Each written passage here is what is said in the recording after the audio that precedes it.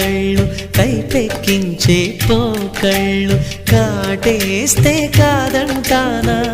ఇప్పుడైనా వయసేమైనా సొగసేమైనా మరపించే మనసేమైనా నవ్వు నవరాత్రి నీ కోసం తీసుకువస్తున్నా మైనా ఏమైనావే మన్మథ మాసం అయినా ఎంతైనా ఇది మెత్తని మోసం